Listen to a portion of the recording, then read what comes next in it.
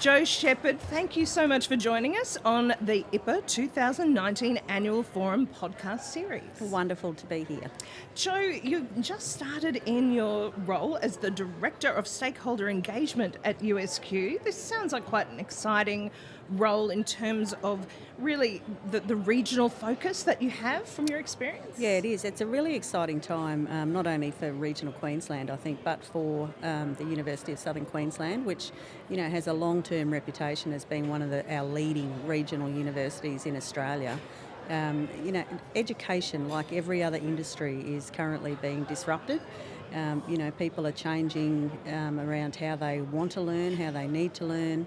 The business community is going through considerable change and, starting to think about jobs of the future, what skills they're going to need in their workforce in 5 years' time. And I think a wonderful time to be joining USQ because there's a real new opportunity, I think, to re-look at how we educate not only our young people but also our mature age people, because of course we live now in an era where people generally might have 10 jobs before the age of 40.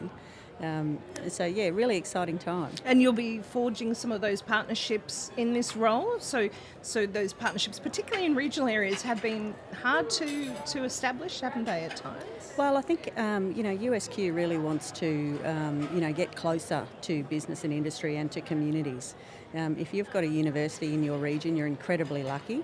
But I think often regions go, yep, we've got a university, that's wonderful, but there's no clarity around, okay, how do we leverage the skills that a university does bring to the region?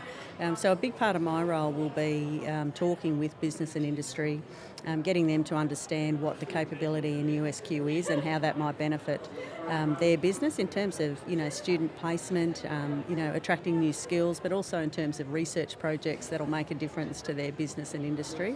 So it is a bit about an education process, but it's also about listening to business and industry and really understanding what their challenges are, what they might need into the future, and then taking that back to USQ and seeing where we can become a catalyst to provide some solutions for some of those challenges and really have impact across the whole region.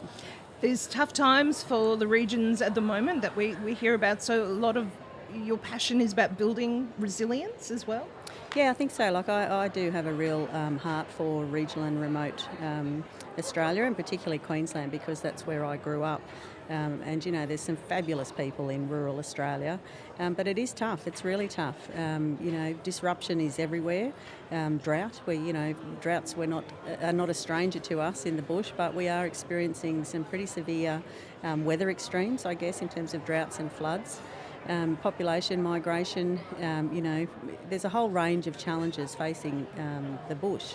But I think, as someone who's grown up in remote Queensland, I think it's so important that we think about really strategically what's going to enable our regions to still thrive. And USQ's actually done a brilliant body of work around resilient regions, and they've identified some of the criteria that you can measure in your community, which gives you a good indication of how resilient you are. And I think we need to think about strategies that are going to have impact not only to individual communities but also more broadly to regions across Australia. And building people up, that seems to be quite a theme of today, like getting down to the individual people and who this is going to help. Yeah, I think a big passion of mine is, the people who live in those small communities actually love it and they want to stay.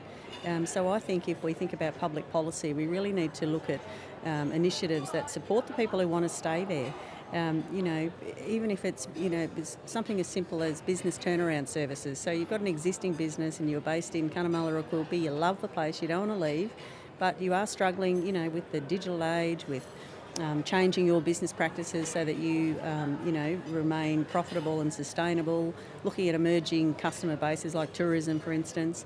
Let's invest in those people so that they stay in those communities that they love. Some innovative approaches might be needed for that. These public purpose partnerships that we're speaking about might have a role, particularly in the digital disruption that you've mentioned. That I think people sometimes forget it's not just drought that's difficult. It is access to the digital age in so many ways, isn't it, when you're remote or regional? Yeah, and I think digital connectivity has become as important as roads and air connectivity. And I think looking forward, those regions that do have superior digital connectivity will have a competitive advantage.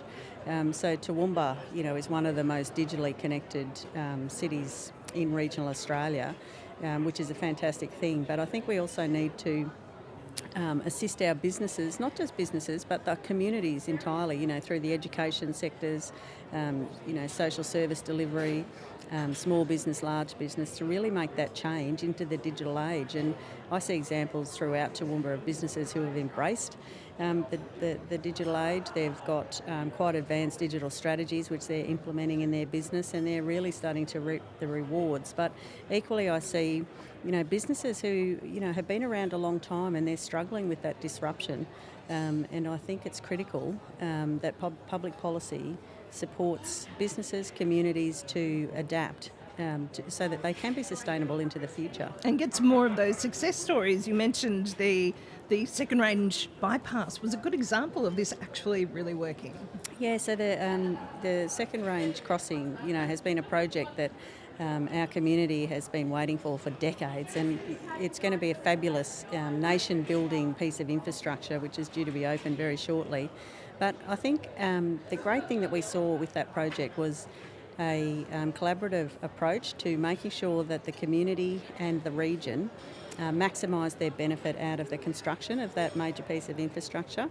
And it was really marvellous to see the commitment from Nexus, right from the chairman throughout the organisation, the commitment from our local community leaders such as the Mayor and the Chamber of Commerce, in state development, our staff on the ground out there. The commitment was phenomenal, but the processes that were put in place, the structures that supported those goals to be achieved were equally as important. So, there was a real commitment to local content and making sure the local businesses and the local community benefited. So we saw businesses large and small do well out of that project. But we also saw local social enterprises get involved. We saw, school projects. We saw, local community projects get involved. So now when we look at that piece of infrastructure, I think over 94% of the people who worked on that project came from Toowoomba or the region. So in effect, we built it. And our community as a result is really proud of being part of such an amazing project. How do you measure the impact of a project like that? Yeah, I think that's the challenge for the future, and we have to get this right. I think we are in the age of big data, and big data can be extremely valuable. So I think whether it's a project of that size or a smaller community project, we really are now at the point where we need to put some effort into measuring impact. I think obviously that's a fantastic way universities like USQ can really get involved and add some value in that space. So moving forward, we need to know the impact of projects, what is working, what's having a major impact, which levers we should be pulling, so that we maximise that impact. And the only way we're going to know that is if we get really good at measuring. So I think that's our opportunity, and we have to get started in a big way on that.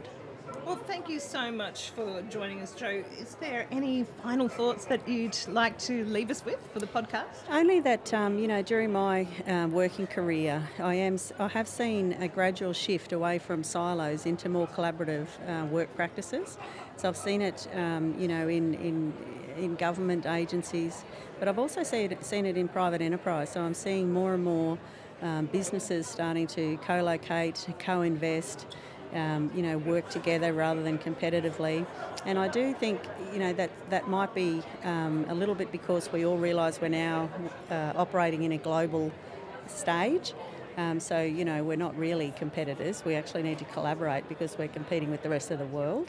So I think that's a really positive thing. And I think moving forward, regions who can work together for real, not just talk about it, actually work together for real to provide shared solutions are the regions that are really going to stand out. Wonderful. Thank you so much for joining us, Jo. Thank you.